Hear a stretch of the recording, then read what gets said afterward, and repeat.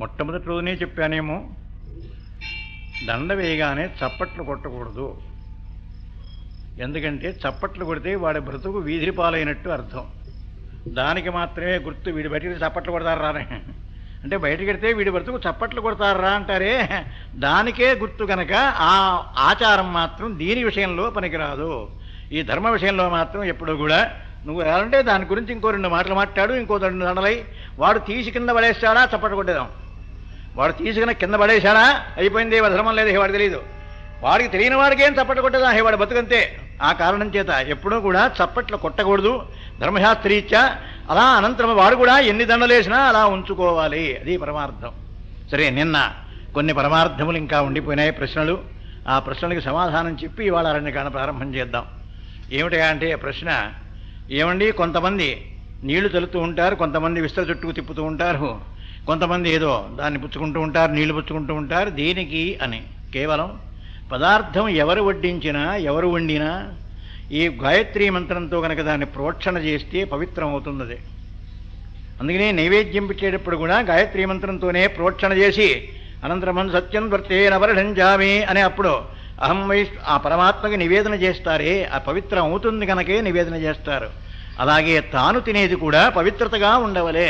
ఒకవేళ ఉంటుందో ఉండకపోతే పువ్వులు కోసుకొచ్చినా సహే ఆ పువ్వులు కనుక బుట్టలో పెట్టిన తర్వాత తీసుకొచ్చిన తర్వాత ఒక్కసారి గాయత్రీ మంత్రంతో దాన్ని ప్రోక్షణ చేసి అప్పుడు పూజ చేయాలి. ధర్మశాస్త్రం అంతే. అంతేగాని పూల మీద నీళ్లు తలకుండా వాడు కోసుకొచ్చాడు, ఆ చేత్తో కోసాడు, ఈ చేతి ఎవరి చేత్తో, వాడు ఏదో ఎడం చేత్తో కోసాడు, కుడి చేత్తో ఏదో కోసేస్తాడుగా. దూరంగా ఉంటే ఎత్తుగా ఉంటే ఏదో లాగుతాడు, వాడు తిప్పబడతాడు. ఆ కారణం చేత నీళ్లు కూడా ప్రోక్షణ చేయాలి ఆ పుష్పముల మీద కూడా. ఆ కారణం చేత ఈ మంత్రంతో గనక ఆ పదార్థమును ప్రోక్షణ చేసి సత్యం వర్తేన వరఢంజామి అంటే ఇంతవరకు ఉన్నది నాది. ఈ పరిమితిని గురించి చెప్పేదే దీని చుట్టూ నీళ్లు తిప్పేది. ఏం చేతున్నా అంటే ఈ పరిమితి మధ్యలో మాత్రం ఆహారం కూడా తీసుకోవడానికి వీడికి అభ్యంతరం లేదు, ఎంతవరకు పవిత్రమైనట్లే అని ఇంతవరకే పవిత్రతమా అనే భావాన్ని మహానుభావులు జ్ఞాపకం చేస్తారు అనంతరమందు. సరే, ప్రాణాయ స్వాహ విడప కేవలం అంటే లోపల కూడా భగవంతుడున్నాడు. అంజనే హృద్దేశే అర్జున తిష్టది భ్రామయం సర్వభూతాని యంత్రారూఢాని మాజయ. హృద్దేశే అర్జున తిష్టది, అర్జున నీ హృదయంలోనే ఉన్నాను రా, నేను ఎక్కడో దేవుడి గుళ్ళో ఉన్నానా, ఎప్పుడు పడితే అక్కడే, ఎక్కడ పడితే అక్కడే ఉన్నాను, గ్రహించాలి తప్ప. అది కాకుండా నీ హృదయంలో కూడా ఉన్నాను రా అని చెప్పడం కోసమని పరమాత్మ మనం కూడా వాడికి ప్రాణాహుతిస్తాం. ప్రాణాయ స్వాహ అపానాయ స్వాహ అని వీడు పుచ్చుకుంటాడు, వేలు ఇక్కడ పెట్టి ఆ పుచ్చుకున్న ప్రాణాహతులు పుచ్చుకున్న తర్వాతనే అప్పుడు కలుపుతాడు తప్ప అంతకుమించి ముందుగా మాత్రం కలపడం. కేవలం ఈ ఆచారం గలవాడు అంటే ప్రోక్షణ చేసి ఈ నీళ్లు తిప్పినవాడు మాత్రం ప్రాణాయ స్వాహ అపానాయ స్వాహ అని, వ్యానాయ స్వాహ ఉదాన ఆ సమానాయ స్వాహ అని అంటే కానీ లోపల ఉన్నటువంటి పరమాత్మకు నివేదన చేసినట్లు కాదు. లోపల పరమాత్మకు నివేదన చేసి అప్పుడు భోజనం చేయాలి. అంతేగాని నీ ఇష్టం వచ్చినట్లుగా భోజనం చేయడానికి వీలు లేదు. దానికి సరే ఆచారాలు ఇంకా ఉన్నాయనుకోండి మహాప్రభు. దీనికి వెండి గంచం పనికొస్తుంది, బంగారు పువ్వేస్తే పనికొస్తుంది, ఇదంతా అక్కర్లేని మాటలు మహాప్రభు. బంగారపు విస్తళ్లే పారేశాడు బలిచక్రవర్తి, బంగారపు విస్తళ్ళు పారేశాడు. ఆ రాజసూయాగం చేయించాడు ధర్మరాజు చేత భీముడు, అలాగే అర్జునుడు కూడా. ఆ భీమ పోని పెంచేయించిన వారు ఊరుకోవచ్చా? కేవలం బంగారు విస్తళ్ళలోనే భోజనాలు రోజు కూడా నిత్యము ఏర్పాటు చేశాడు పాపం అర్జునుడు. ఈ డబ్బుతో బాగా అలా ఏర్పాటు చేసి ఊరుకున్నవాడు ఊరుకోకుండా ఒకనాడు కృష్ణ భగవానుడితో అన్నాడు, మేం కనుక బంగారు విస్తళ్ళల్లో బ్రాహ్మణులకి భోజనాలు పెడుతున్నాం అన్నాడు. మేం కనుక పెడుతున్నావయ్యా, బంగారు విస్తళ్ళలోనే బ్రాహ్మణులకి భోజనాలు పెట్టిస్తున్నావయ్యా అన్నాడు ఆయన. అవునులే, నువ్వు చాలా సంపాదించావు, గొప్పవాడు నువ్వు, మరి నీవు నీ అన్నగారంటే మాట్లా సామాన్యుల, అందుకోసమని మహానుభావుడి చేత అశ్వమేధ యాగం చేయించారు. అలాగే బంగారు విస్తళ్ళల్లో ప్రతినిత్యము కూడా భోజనాలు పెడుతున్నారు. ఓహో ఎంత గొప్పగా ఉందయ్యా అని అడిగిన. సరే, కొద్ది రోజులు అయిపోయిన తర్వాత నీతో ఆ బయటికి వచ్చి చాలా కాలం అయిపోయింది, ఎప్పుడో రథం తోలాను, మళ్ళీ ఒక్కసారి ఇవాళ రథం మీద కూర్చోవాలా పెడదామన్నాడు. రథం మీద కూర్చోమయ్యా, కాసేపు అలా షికారు పెడదామన్నాడు కృష్ణ భగవానుడు అర్జునుడిని. సరే అని అన్నాడు. ఆ కృష్ణ భగవానుడు అర్జునుడికి కట్టాడు రథం. ఆ అర్జునుడు గారు కూర్చున్నాడు. ఆ ఉత్తర క్షణంలోనే క్రౌంచ వ్రతం యొక్క రంధ్రంలోంచి సరాసరి బలిచక్రవర్తి గారు పరిపాలించేటువంటి పాతాళ లోకంలో ఆ పట్టణానికి వెళ్ళాడు. ఆ వెళ్ళేవాడు పట్టణానికి ముందుగా వెళ్ళకుండా వెనక నుంచి వచ్చాడు. అంటే పెంటపోగులు వేసేటువంటి ఆ గోతుల దగ్గర నుంచి వచ్చాడు. అంటే ఆ పెంటపోగుల దగ్గరికి వచ్చాడు. పెంటపోగు మీద విస్తళ్ళు ఏదో కట్టలు కట్టలుగా కనిపిస్తున్నాయి, బంగారు విస్తళ్ళు. వీడికి అనుమానం, అపయార్థం అన్నాడు. వీడికి అనుమానం వచ్చింది, ఏమిటా ఇది బంగారు విస్తళ్ళేనా అని. ఏమో బంగారు విస్తళ్ళు ఏమిటో ఉన్నాయా అన్నాడు. ఏమో చూసిరా అన్నాడు ఆయన. అందుకే వీడికి చూపించాలనే తీసుకొచ్చాడు వీడు.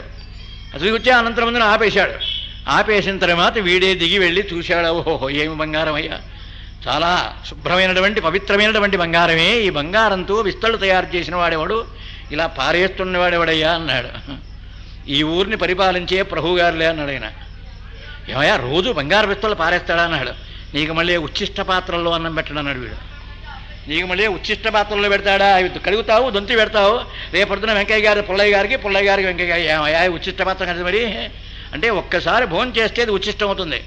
అందుకనే దానిలో కూడా మళ్ళీ తిరిగి దేవతార్చనకి, దేవతలకి పూజకు పూలు కూడా కోయకూడదు. పువ్వులు కోసే పళ్ళెం వేరు, కంచం వేరు. కంచమే పళ్ళెం పళ్ళెమే, అంతేగాని పళ్ళానికి కంచానికి తేడా ఉందండి. ఆ తేడాగానే అలా జాగ్రత్తగానే చూడాలి తప్ప ఇవి మాత్రం ఆ ఉచ్చిష్ట పాత్రలో గనక పూలు కోసాడు అంటే ఎందుకు మనకి అక్కడే వదిలేసేయి. ఆ కారణం చేతి నీకు మళ్ళీ ఉచ్చిష్ట పాత్రలో అన్నం పెట్టడయ్యా. ప్రతిరోజు కూడా ఎంతమంది బ్రాహ్మణులు వస్తే అంతమందికి కూడా బంగారు విస్తళ్ళు చేయిస్తాడు వాడు. మళ్ళీ పొద్దున్నే ఎన్ని వేల మంది వచ్చినా సరే అలా ఉత్తరక్షణంలో తయారు చేయించడం కేవలం ఆ విస్తళ్ళు మాత్రమే పెడతాడు సుమా అన్నాడు. అందుచేత బంగారు పువ్వు వేస్తే పనికొస్తుంది అని చెప్పడం ఏదో నా వంటి వాడు అసమర్థుడు అప్రయోజకుడు చెప్పిన మాట. కానీ బంగారు పువ్వు వేస్తే అమాంతంగా కంచం పనికొస్తుందా మహాప్రభు? బంగారపు విస్తళ్ళే పనికి రాలేదే. ధర్మశాస్త్రీత్యా బంగారంతో చేసిన విస్తళ్ళే పనికి రానప్పుడు నీ వెండి కంచానికి ఓ బంగారు పువ్వు అలా పెట్టేటప్పటికల్లా అమాంతంగా పవిత్రమైపోతుందండి. ఇది కేవలం అవతల వారిని తృప్తిపరచడం కోసం చెప్పడం తప్ప యథార్థం మాత్రం కాదు. యథార్థం కానప్పుడు అది యథార్థం కాదనే చెప్పాలి. అది అలా చెబితేనే ధర్మం. అంతేగాని ధర్మం చెప్పడం అంటే మరి ధర్మానికి కూడా అయితే అవచ్చు, కాకపోవచ్చుదా, కాకపోతున్నటువంటి విషయం ఎప్పుడూ కూడా ఉండకూడదు. అందుకనే భూర్భువస్వ అని దాన్ని ప్రోక్షణ చేసి సత్యం వర్తేన పరిషంజామి అన్నాడు. అంటే తిరిగి ఆ యజమాని మళ్ళీ లేవకూడదు, లేస్తే మళ్ళీ కూర్చున్నామన్నాడు. అలాగే ఇది కూడా కంచం భూమి మీదనే ఉండాలి తప్ప ఈ విస్తరి ఆ భూమి మీద లేకుండా మాత్రం దాన్ని మళ్ళీ ఎత్తుకుని తాగితే దానికి ప్రోక్షణ చేయడం అంటే మాత్రం పోతుంది. అందుకనే అమృత విధానమసి రౌరవే పుణ్యనిలయే పద్మార్బుద నివాసినాం అర్ధినామదకం దత్తమక్షయ్యముపదిష్టదు. సమస్తమైన రౌరవాద నరకములలో మా కుటుంబంలో పుట్టిన మహానుభావులు కర్మలు లేక ఎంతోమంది నీళ్లు తాగలేక, నీళ్లు పోసేవాడు లేక వాళ్ళంతా చాలా బాధపడుతున్నారే, అపేక్షిస్తున్నారే. అర్ధినాం యాచిస్తున్నారు, నీళ్లు పోసేవాడు ఉన్నాడేమో అని. మహాలయ అమావాస్య నాడు, అమావాస్య లేకపోతే కనీసం దీపావళి అమావాస్యకైనా పెట్టాలట. దీపావళి అమావాస్యకైనా పితృదేవతలకు ఒకసారి కాసేపు ఆ రోజునైనా పూర్తి చేయమన్నారు. అలా ఆ రోజు కోసమని వాళ్ళంతా కూడా నిరీక్షిస్తూ ఉంటారు కనుక అర్ధినామదకం దత్తమక్షయ్యముపదిష్టదు. అందుకని దాన్ని ఇలా తిప్పుతాడు. సత్యం దొరికితే అట్నుంచి వస్తుంది, ఇది ఇలాగో అపసవ్యంగా. అర్ధినామదకం దత్తం అక్షయ ఆ రౌరవే పుణ్యనిలయే పద్మార్బుద నివాసినాం. పద్మ సంఖ్యలో, అర్బుద సంఖ్యలో, రౌరవాద నరకములలో, స్వర్గలోకంలో ఎవడు ఎక్కడ చేశాడో ఆ సుకృత దుష్కృతాలను బట్టి ఏ లోకానికి వెళ్ళిపోయినా సరే వాళ్ళకి మాత్రం నీళ్లు పోసేవాళ్ళు లేరు. అందుకనే సన్యాసం తన కొడుకుకు మళ్ళీ కర్మను చేసే అధికారం కొడుక్కి అప్పగించిన తర్వాతనే సన్యాసం పుచ్చుకోవాలి. వీడు ఇష్టం వచ్చినట్టుగా పుచ్చుకోవడానికి వీల్లేదు మహాప్రభో. వీడు ఇష్టం వచ్చినట్టుగా కింద కొడుకులు లేకుండా మాత్రం వీడు వెళ్ళడానికి వీల్లేదు. వాడికి ఆ ధర్మశాస్త్రం అంతా అప్పగించి అనంతరమంది కార్యక్రమం అంతా అప్పగించి అప్పుడు నువ్వు సన్యాసం పుచ్చుకోవాలి. అలా కాకుండా ఓ మహర్షి గారు చిన్నప్పుడే నేను సన్యాసం పుచ్చుకుంటున్నానని తల్లితో పాపం పేచీబడి అలా పుచ్చుకున్నాడు మహానుభావుడు. అలా బయలుదేరి పెడుతున్నాడు వీడు. మా పైన పితృదేవతలందరికీ కూడా చాలా బాధ కలుగుతోంది. అందుకోసమని వాడికి కనిపించేట్టుగా ఓ గడ్డి పరక పట్టుకున్నాడు ఒక ఆయన, ఆయన కాళ్ళు పట్టుకున్నాడు ఇంకో ఆయన, ఆయన కాళ్ళు ఇంకో ఆయన. ఓహో ఇలా ఒక ఏట్లో వీళ్ళంతా పడుకుని వాళ్ళంతా చివర పట్టుకున్నవాడు మొదలు గడ్డి పరకండి ఒకటి. ఆ గడ్డి పరక పట్టుకున్నాడు. ఆ పరక పట్టుకున్నాయని వీళ్ళంతా పట్టుకున్నారు, ఇలా నీళ్ళలో తేలుతున్నారు. వీళ్ళంతా జనం ఉన్నారు. ఇదంతా చూస్తే పాపం ఈడు వచ్చాడు, అలా చూశాడు. ఆ ఈరంతా ఎక్కడ చూసినా జనమే కనిపిస్తున్నారే అనేటువంటి బాధతో ఎవరండి బాబు మీరన్నాడు. ఎవరండి ఎందుకు ఇలా ఉన్నారన్నాడు. నీళ్ళు పెట్టేవాళ్ళు లేక ఏడుస్తున్నావు, మా కుటుంబంలో ఫలానా వాధో సన్యాసి పుట్టాడు అన్నాడు వీడు. అంటే వీడేవాడు, వీడి పేరే చెప్పి బలానా సన్యాసి వెధవ పుట్టాడు, వాడికి ఏదో సన్యాసం పుచ్చుకుంటాట, మాకు మాత్రం నీళ్లు వేయకుండా మా నోట్లో మాత్రం మట్టి పోసేసి మాకు మాత్రం ఏ విధమైనటువంటి గతులు లేకుండా చేసేసి వాడు మాత్రం ఏం చేస్తాడా, వాడు మాత్రమే పుచ్చుకుంటాడా మహాప్రభో. అలాగే కర్తృత్వం కనుక ఒకడి మీద పెట్టి ఆ అవతల అపరకర్మ చేసేసిన తర్వాత వాడిని మాత్రం దత్తత ఇవ్వకూడదు. ఆ వంశం పోతుంది, నాశనం అయిపోతుంది అంతే. ఇక మళ్ళీ ఈ వంశంలో కానీ ఆ వంశంలో కానీ వాడు మాత్రం పైకి రానివాడు. ఎంచేత వాడి మీద కర్తృత్వం పెట్టావు, వాడు ఒక కర్త అయినాడు, వాడి మీద ఆధిపత్యత ఉంది. ఆ కర్మ చేసేటువంటి ఇవాళ తండ్రి ఉన్నాడు కనుక వాడు చేయకపోయినా కర్తృత్వం వాడి మీద పెట్టి తండ్రి చేశాడు. అంటే కర్తృత్వం వాడికి ఉంది కనుక ఇక వాడిని దత్తత మాత్రం ఎవరికి ఇవ్వకూడదు, ధర్మశాస్త్రం ఒప్పుకోదు. ఆ కారణం చేత మహాప్రభు ధర్మశాస్త్రం అంటే ఇక అలాగైపోతుంది. కానీ నిన్నటి సమాధానం మాత్రమే చెప్తాను. ఆ కారణం చేత ప్రతి విషయంలోనూ కూడా అంత జాగ్రత్తగా ఆలోచన చేయాలండి. ప్రతి విషయంలోనూ కూడా మనం చేస్తున్న దానిలో ధర్మమా అధర్మమా, అవతల వారికి ఉత్తరగతి ఉందా లేదా, ఏమండి గత్యంతరం లేకుండా వీళ్ళంతా పోతున్నారే, ఏమైపోతారండి వీళ్ళంతా, చచ్చిపోయిన వాళ్ళు ఏమైపోతారు, ఏదో ఆ ప్రాణులైనా పాపం తిరుగుతూ ఉంటాయిగా, అందుకనో దయ్యమో భూతమో అయ్యి వెండి వాడిని పీక్కు తింటుంటారు, ఏం చేస్తారు పాపం, ఏది దొరక్క అప్పుడు వీళ్ళని ఆవాహన చేస్తే అమాంతంగా చెబుతుంటారు, మాకు అన్నం పెట్టేవాళ్ళు లేడరా, కాస్త అన్నం పెట్టి వెళ్ళిపోతారంటారు కొంతమంది గ్రహములు. కొన్ని గ్రహములు అలా చెబుతాయి మహాప్రభు, కొన్ని గ్రహములు ఏదో రకరకాలు. ఈ గ్రహంలో కూడా ఏ భావనతో మానవుడు జీవుణ్ణి వదిలేస్తాడో ఆ భావన వల్ల అదే రకమైన జన్మ వస్తుంది, సందేహం లేదు. తిరిగి అది భగవద్గీతలోనూ చెప్పాడు. ఇతరమైనటువంటి కారణాల వల్ల యాంతే మతి సాగతి, యా అంతే మతి సాగతి, అంత్యకాలమునకు ఏ మతి కలుగుతుందో అదే గతి వీడికి, సందేహం లేదు అనే ధర్మాన్ని మహానుభావులు మనకు జ్ఞాపకం చేశారు. సరే, దానికి కథలు ఇతరమైనటువంటి విషయాలు బాబు చాలా ఉన్నాయి, వద్దు. ఆ కారణం చేత వారికి అది మహత్తరం సమాధానం మహాప్రభు. ఇంకా మరొక ప్రశ్న గుర్తురాలేదు. మరొక ప్రశ్న కూడా కేవలం ఈ తర్జనికి మాత్రమే మట్టెలు ఎందుకు పెట్టాలి అని ఎవరు అడిగారు. అంటే ఈ వేలికి మాత్రం ఈ తర్జన అవుతుంది, బొటన వేలు పక్కది కనుక ఇది తర్జన అవుతుంది కనుక, దీనికి మాత్రం పవిత్రత లేదు కనుక, కర్మాధికారం మాత్రమే దానికి ఉంది కనుక దానికి మాత్రమే పెడతారు. సరే, ఇప్పుడు అందం కోసం అన్నీ పెట్టుకుంటున్నారు, మనకు అక్కర్లేదుగా. కానీ ఈ వేలికే చెప్పారు ధర్మశాస్త్రం, దీనికి మాత్రమే ధర్మశాస్త్రం చెప్పారు, కానీ కేవలం అన్ని వేళ్ళకి పెట్టుకోమని మాత్రం ఎక్కడా చెప్పలేదు. అందుకనే ఇవి కూడా అంగుష్టమాత్ర పురుషో అంగుష్ట, ఈ అంగుష్టం మోక్షాన్ని ఇస్తుంది. ఈ తర్జని మాత్రం ఎందుకో పనికిరాదు. ఈ మధ్యమం మాత్రం అమృతాన్ని చిందిస్తుంది. ఈ వేలు ఇది మాత్రం కర్మసాక్షి, ఇది మాత్రం జ్ఞానపాత్ర. ఈ చిటిన వేలుది జ్ఞానపాత్ర. అందుకనే దేవుడికి దండం పెట్టినా పెద్దలకి పెట్టినా ముందుంటుంది ఇది. అందుకనే భార్యను దీంతో సమానంగా చూడరా ధర్మశాస్త్రం చెప్పాడు మహాప్రభు. భార్యకి చిటిని వేలిచ్చి పాపం అది పాణిగ్రహణ మహోత్సవం అంటే, ఎక్కడ పాణిగ్రహణం అంటే ఇక్కడ పట్టుకోవడమా ఇక్కడ పట్టుకోవడమా, ఎక్కడ పట్టుకుంటారండి, ఈ వేలు మాత్రమే ఆవిడికి ఇస్తాడు. అంటే వయస్సులో చిన్న, ఎత్తులో అన్నింటికన్నా చిన్న, వయస్సులో చిన్న, అలాగే సమస్తమైనటువంటి జ్ఞానంలో కూడా నాకన్నా చిన్నదానివే అయినప్పటికీ నీకు మాత్రమే మొట్టమొదట ప్రతిపత్తిని కలిగిస్తున్నాను సుమా అని ప్రమాణం చేయడం కోసమని, ప్రతిపత్తి మొట్టమొదటిగా దీన్నే కలిగిస్తున్నావు. మరి ఈ వేలికే ఇచ్చావు ప్రాతినిధ్యం, మిగతా వేళ్ళన్నీ వెనకాలే ఉన్నాయి కదండి, వెనకాలే ఉన్నాయి. ఆ ప్రాతినిధ్యం మాత్రం దీనికే ఇచ్చావు కనుక ఆ ప్రాతినిధ్యం నీకు కూడా ఇస్తాను సుమా అని భార్యకు ప్రమాణం చేయడమే భర్త యొక్క భావన. అందుకోసమని పుట్టింది మహాప్రభు. ప్రతి ఆచారం కూడా ఓ ధర్మం కోసం పుట్టింది. ఆ ధర్మహీనమైతే మాత్రం ఎందుకో కూడా పనికిరాదు. సరే, కథావృత్తాంతం ప్రారంభం చేద్దాం. అయోధ్యకాండలో రామచంద్రమూర్తిని ఎలా చెప్పారు, సత్యవాక్ పరిపాలకుడుగాను తండ్రి గారిని కూడా సత్యవాక్ పరిపాలకుడిగా చెయ్యాలని ఆ భావన చేత మహానుభావుడు అనేక రకములుగా ధర్మశాస్త్రానికి చాలా విలువిచ్చాడు. అందులో సత్యే ధర్మే ప్రతిష్ఠిత, సత్యము ధర్మము ప్రధానము గనక ధర్మమనే దానికి చాలా విలువ ఉంటుంది అని ఆ మహానుభావుడు జ్ఞాపకం చేశాడు. కానీ అటువంటి ధర్మమునకు ఆచరణ ఎలా ఉంటుందో చూపించడమే అరణ్యకాండ యొక్క విషయం. ఈ అరణ్యకాండ 75 సర్గలు, 75 రోజుకి 15 చెబితే సరిపోతాయి. లెక్క ప్రకారం 5 రోజులతో అయిపోతుంది.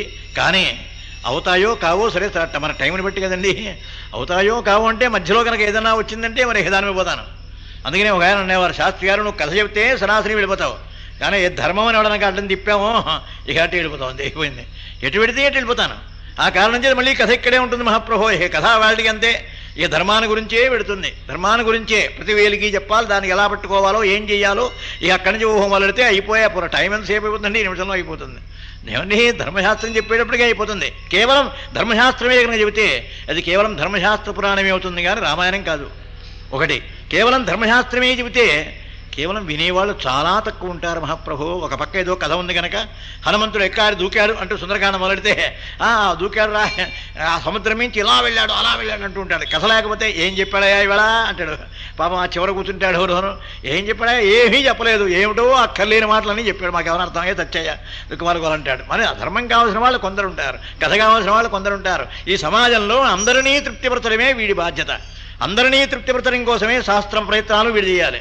వీడికి పక్క వాయిద్యాలు లేవు, రెస్ట్ లేదు, మళ్ళీ స్వచ్ఛ చెప్పే వరకు నోరు అలా అరుస్తూ ఉండవలసిందే. మధ్యలో తాగడానికి కాఫీ లేదు. ఇటువంటి ఏ రకమైనటువంటి సహకారం లేకుండా కేవలం ఒక్కడే అలా చేయగలుగుతున్నాడు అంటే ఎంతో శక్తి వాడి దగ్గర ఖర్చు పెట్టాలి.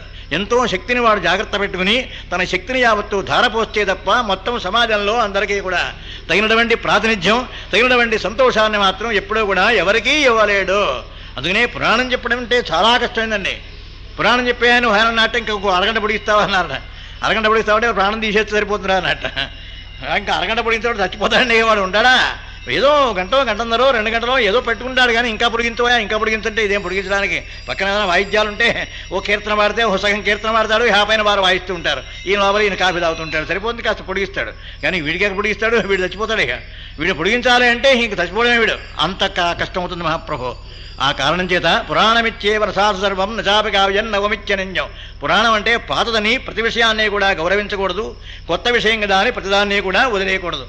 ఏదేలో మంచి గుణం ఉంటుందో కుర్రవాడు చెప్పినా సరే యుక్తియుక్త వచోగ్రహాయ్యం బాలాదపి సభాషితం. బాలుడు చెప్పినా సరే అది కనుక యుక్తియుక్తంగా ఉన్నా, దానిలో ఇతరమైనటువంటి భేదములు లేకుండా ఉన్నా, దానిలో కనుక ధర్మశాస్త్రం ఉన్నా తప్పనిసరిగా గౌరవించవలే. అంతేగాని చిన్నాడు చెప్పాడు, పెద్దాడు చెప్పాడు, చాలా ముసలాయనండి ఆయన చెప్పాడు అంటే ముసలాడేది చెప్పేది సరిపోతుందా? ఏమండి, ముసలాడైపోయేటప్పటికే ఏళ్లకు మాత్రం విలువ కాదు మహాప్రభు.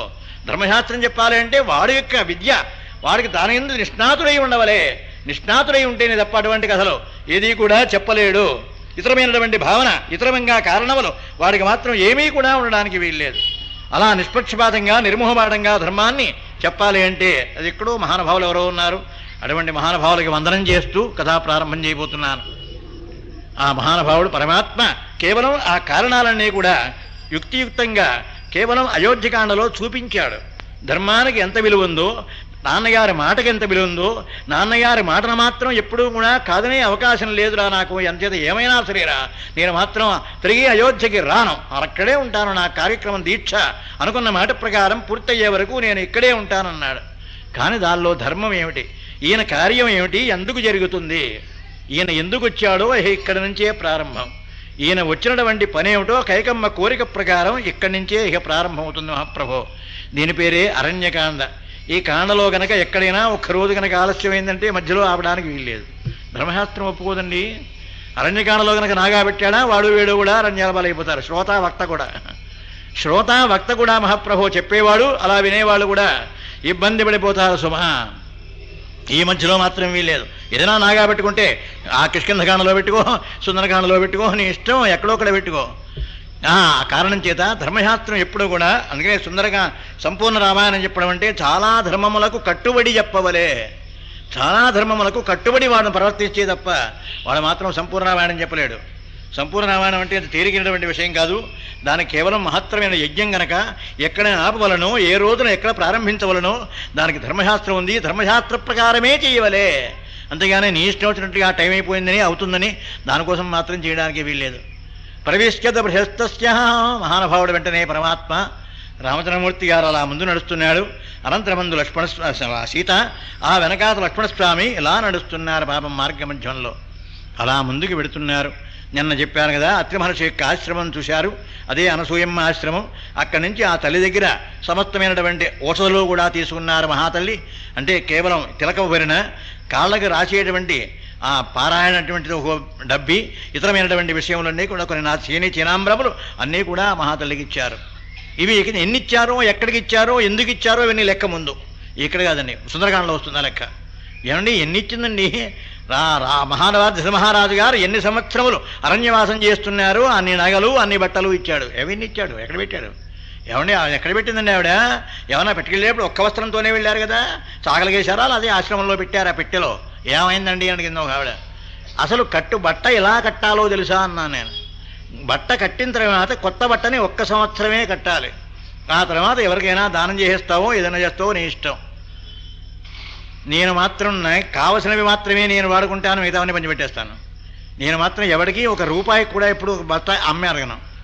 ఇంకేంటంటే వాడు అమ్ముకుంటాడని వీడికి భయం అండి. అందుకోసం ముందుగా కుచ్చెళ్ళు పెట్టిస్తాడు. ఏ దౌర్భాగ్యం వాళ్ళ తెలివితేటలు ఎన్నండి బాబు, ఇలా చూస్తూనే ఉంటాను. అలా ఇస్తే అమ్ముకుంటాడేమో అని. ఎవడా దుఃఖమాల బుద్ధి ఉండాలి తప్ప ఆ దుఃఖమాల బుద్ధి లేకపోతే మాత్రం వాడు ఎప్పుడూ కూడా అమ్ముకోడు. నేను దానం చేస్తాను.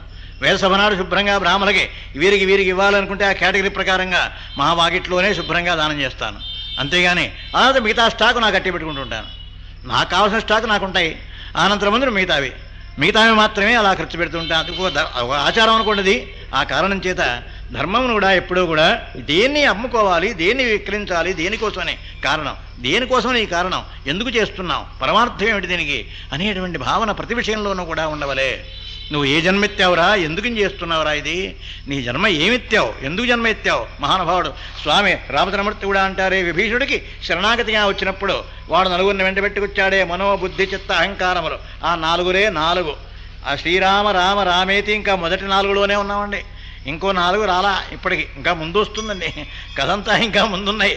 ఆ శ్రీరామ రామ రామేతి రమే రామే మనోరమే, 6 రామాలు రావాలి. 6 రామాలకి 6 నాలుగులు 24 పాత్రలు ఉన్నాయి. మొన్న మీరు అడిగారే శతకోటి ప్రవిస్తరం, శతకోటి 1 10 100 3, 1000 10,000 లక్ష 10 లక్షలు కోటి 8, కోటి అంటే 8 సంఖ్య, అలాగే 100 అంటే 3, ఆ 3 8 24 చేశారు మహాప్రభో. సారాంశం శతకోటి ప్రవిస్తరం ఏకైకమక్షరం ప్రోక్తం మహాపాతకనాశనం. ఒక్క అక్షరమైనా సరే దాని అర్థం కనుక తెలుసుకుని పరమార్థంగా కనుక సంచరిస్తే, పరమార్థమేమిటో తెలుసుకుంటే కొన్ని వేల సంవత్సరాల నుంచి చేసినటువంటి పాపం అంతా నశిస్తుందండి. కొన్ని వేల సంవత్సరాల పాపం నశిస్తుంది శతకోటి ప్రవిస్తరం అటువంటి మాత్రమైనటువంటి గ్రంథం కనుక. దానికి అర్థం చెప్పేటప్పుడు చాలా జాగ్రత్తగా చెప్పవలే. ఆ మహానుభావుడు వెంటనే స్వామివారు అత్రి మనిషి యొక్క ఆశ్రమం నుంచి పరమాత్మ ముందుకు వెళ్ళారు. అక్కడి నుంచి ప్రారంభమయ్యా అరణ్యకాండ, అక్కడి నుంచి ప్రారంభం. ఇంతవరకు అయోధ్యకాండే.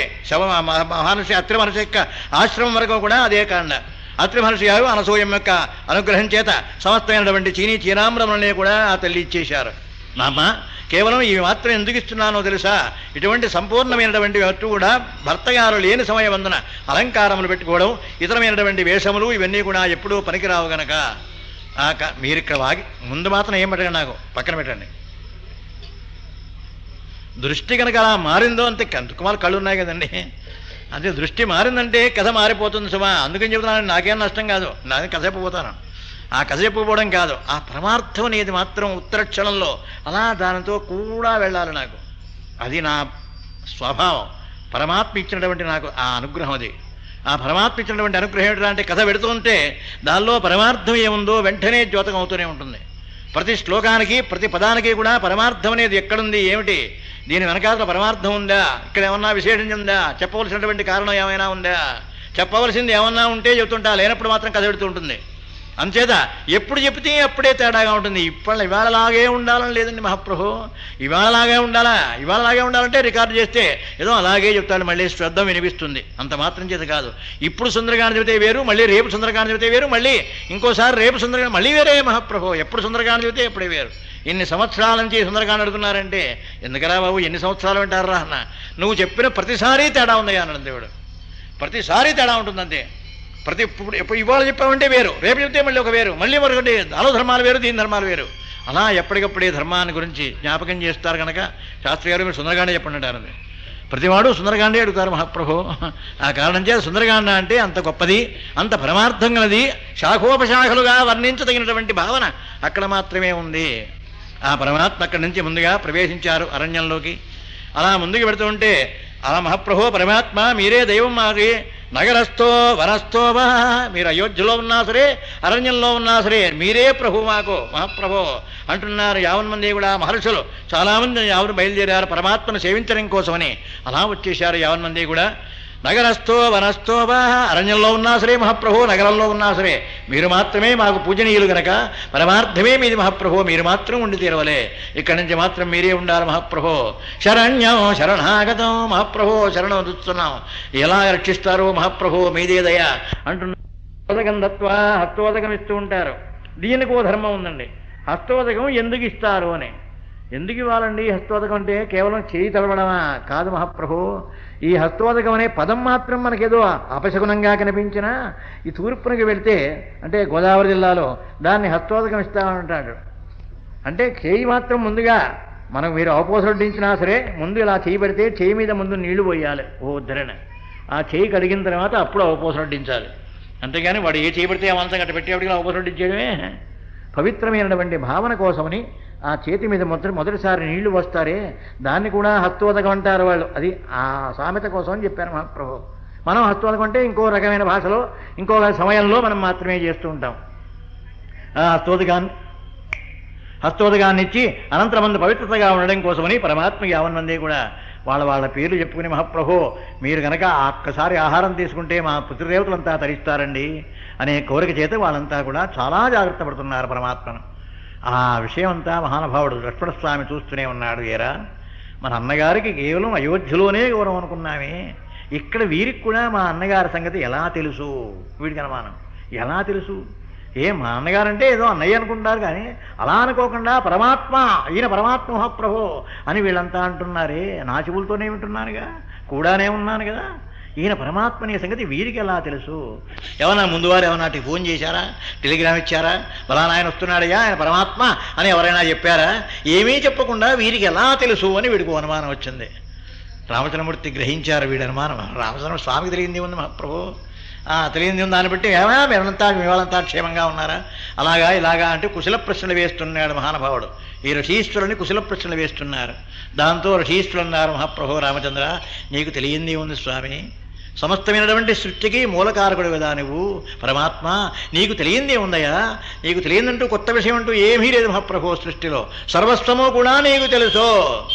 అందునే రామచంద్రమూర్తికి తెలుసు గనక సీతామాత యొక్క హృదయం, సీతామాత గర్భవతిగా ఉండగా గర్భస్థమైన శిశువు 7వ మాసం రాగానే లోపల ఉన్నటువంటి దీనికి శిశువుకి ప్రాణం కూడా వస్తుంది.